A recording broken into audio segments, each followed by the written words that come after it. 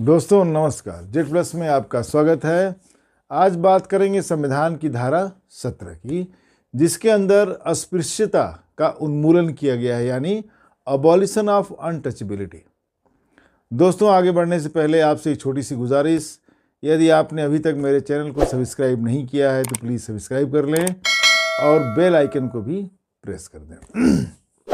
आते हैं पॉइंट पर। दोस्तों संविधान का अनुच्छेद 17 कहता है कि untouchability is abolished and its practice in any form is forbidden.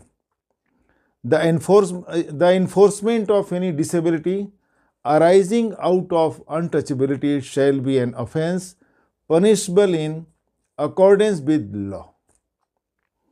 यानी अस्पृश्यता को समाप्त किया जाता है और किसी भी रूप में इसका अभ्यास प्रतिबंधित है।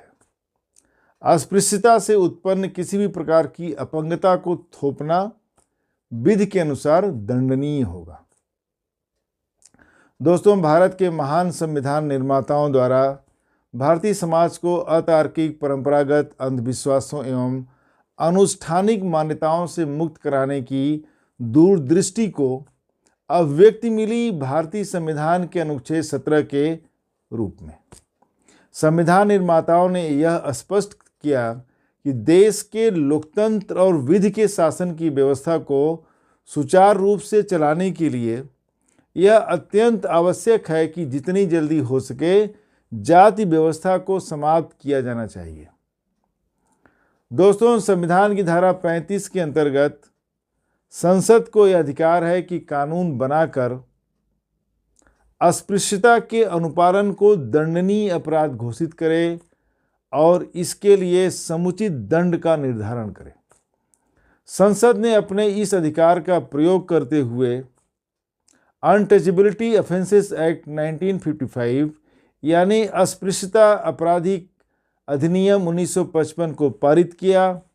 इस कानून को 1976 में संशोधित करके नया नाम दिया गया protection of civil right act 1955 यानी नागरिक अधिकार सुरक्षा अधिनियम 1955। दोस्तों अस्पृश्यता शब्द को न ही संविधान में न ही protection of civil right act 1955 में ही परिभाषित किया गया है।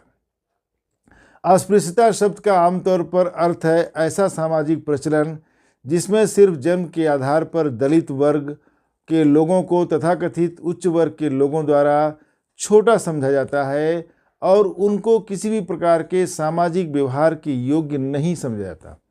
नागरिक अधिकार सुरक्षा कानून 1955 के कुछ कृत्यों को अस्पृश्यता के आधार पर किए जाने को अपराध घोषित करता है और उसका दोषी पाए जाने पर दंड का निर्धारण करता है। पहला, सार्वजनिक संस्थाओं जैसे अस्पताल, डिस्पेंसरी, शैक्षणिक संस्थानों में प्रवेश देने से इनकार करना। दूसरा, सार्वजनिक पूजा स्थल पर किसी व्यक्ति को पूजा करने, प्रार्थना करने से रोकना। तीसरा, ऐसे स्थान जो आम जनता के लिए खुले हों जैसे दुकान, रेस्टोरेंट, होटल, सिनेमाघर, तालाब, नल, जल स्रोत, सड़क, श्मशान घाट इत्यादि स्थानों पर किसी को अस्पृश्यता के आधार पर जाने से रोकना।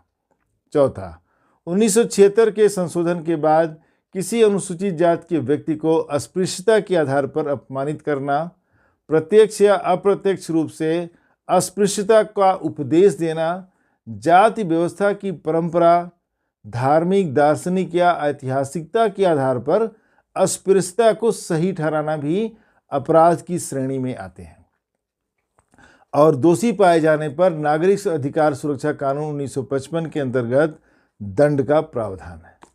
दोस्तों अस्पृश्यता के अनुपालन का दोषी पाए जाने पर 1 से 2 वर्षों की कैद का प्रावधान है। दोबारा अस्पृश्यता का दोषी पाए जाने पर किसी व्यक्ति को संसद और राज्य विधायिका के चुनाव लड़ने पर प्रतिबंध लग जाएगा। दोस्तों यदि किसी अनुसूचित जाति जनजाति के व्यक्ति के साथ सामाजिक अपंगता या भेदभावपूर्ण व्यवहार किया जाता है तो अदालत यह स्वीकार कर लेगी कि ऐसा व्यवहार अस्पृश्यता के आधार पर हुआ है जब तक कि आरोपी स्वयं को निर्दोष न साबित कर दे। दरअसल ऐसे मामलों में वैधानिक अनुमान यानी स्टैट्यूटरी प्रिजम्पशन के आधार पर यह माना जाएगा कि अपराध किया गया है। नागरिक अधिकार सुरक्षा अधिनियम 1955 द्वारा अस्पृश्यता पर एक वास्तविक एवं प्रभावकारी प्रतिबंध लगाया गया है। दोस्तों, यह था संविधान का आर्टिकल 17। मिलते हैं नेक्स्ट वीडियो में किसी और टॉपिक पर। नमस्कार, धन्यवाद।